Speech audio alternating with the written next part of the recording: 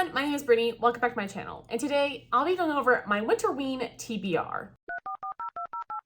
It's Brittany, bitch. Winterween is inspired by spooky and thrillery books to read during the winter season. So we have 5 prompts and I have 4 books. I usually do not double up prompts, but this time I did, and you know what? I'm not sorry. I'm gonna link down the original Winterween announcement videos down below. But for now, let's get into the prompts and what I will be reading for this Winterween in 2022. The first prompt is to read a book at night or in the dark. And for that, I chose A Dowry of Blood by S.T. Gibson. And this book is pretty much 4 or 5 stars across the board for everyone that I watch. I have not seen anything less than 4 stars, to be quite honest. So I have really high hopes for this one. And I'm reading it at night in the dark because I have it on my Kindle, so I can read it in the dark. All I know is that we're basically like reading from like journal entries or like, I think it's like letters to Dracula. He's never actually named, from one of his wives. And I know there's like some polyamory and some bisexualness in this. I'm not 100% sure, don't quote me, but a lot of people love this book. A lot of people is their favorite book of the year or on their best books of 2021 list. So I'm hoping that this is a really good read for me and I'm looking forward to it. The next prompt is to read a book with a winter setting.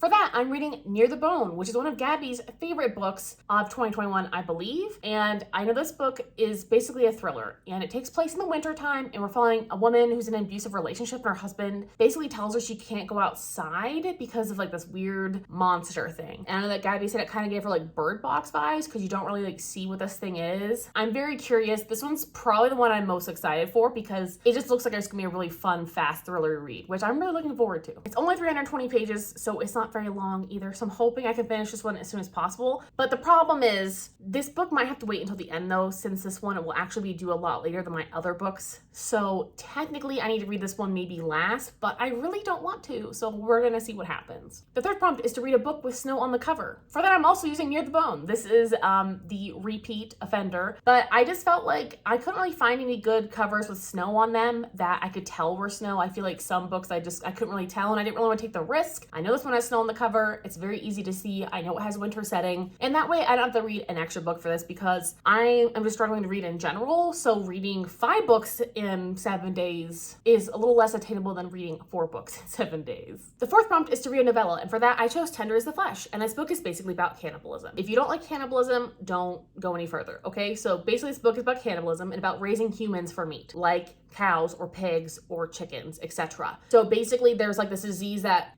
not that it wipes out animals, it basically makes them unable to be eaten or else the human will get this fatal disease and like die very, very soon. So it's a fatal disease to humans and pretty much every animal carries it. They cannot eat that. They even have to burn cats and dogs because even if you get like a bite or a scratch, like you'll come down with this fatal disease because every like animal basically has this, like it carries this disease. So then we are thrown into this world where people are farmed and eaten and they are called heads instead of people. And they are referred to, I guess, in humans in some sense, but they're usually referred to as heads. And that's what this whole book is about. It's a very short novel. It's like 200 something pages. So I'm hoping I get through this pretty quickly. I'm hoping I'll rate this one pretty highly because a lot of people really seem to enjoy it and say it's pretty disturbing and shocking. So I'm hoping this one is going to be a fun, fast, easy read that may be just like kind of gross. The fifth prompt is to read a book that gives you thrills and chills. For that, I chose The Book of Accidents, which is a lot of people's favorite books of last year, but also just came from my library at perfectly the right time. And I also have the audiobook for this, which helps because this book is very, very chunky. It is like 500 plus pages. And I've never read this author before, Chuck Wendig. I hope that this book is good. I don't really have any expectations other than the fact that I know it's like a haunted house story. And basically this family has to go back to this town. I think the mom and the dad used to live there a long time ago and they go back to this town now and they're going back to like the dad's like childhood farm.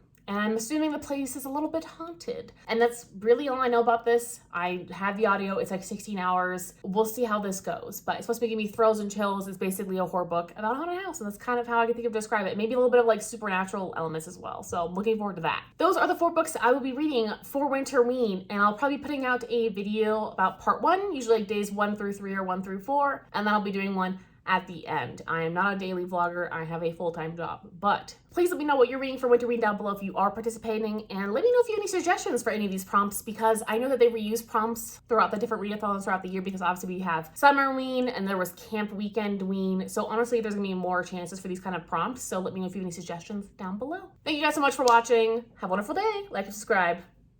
Bye.